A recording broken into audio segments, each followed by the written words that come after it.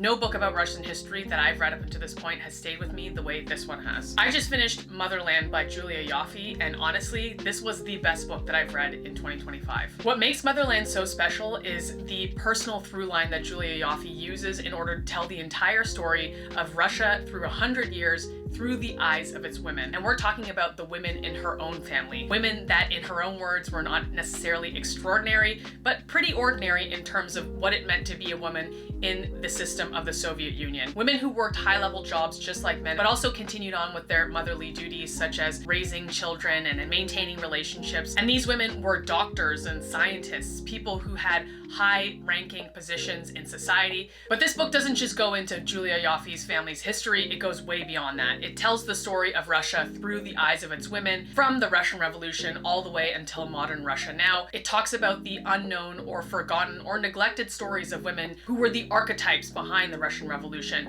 Women who pushed for egalitarian society, and women who thought differently about sex and relationships than anybody else in the early 20th century. We also learn about the women who orbited the circles of some of Russia's most famous people: Stalin, Khrushchev, Brezhnev, and Putin. And these are some of those important and exciting stories to read in this book, because these women are often never given a place in the story of Russia. The other thing that I loved about this book was her ability to highlight parts of Russian history that women were obviously a part of but weren't really spoken to be a part of, such as being prisoners in gulags and what it meant to be a woman in the gulag and really how awful it was. She also talks about the many other issues that women face. It makes reading about Russia so interesting through this particular lens. This is not only a beautiful sweep of Russian history through an alternate perspective that I think no other book that I've read about Russian history has been able to pinpoint. When I finished this book, I was genuinely upset that it was over, and I mourned the fact that I had turned the last page and I was no longer reading this book,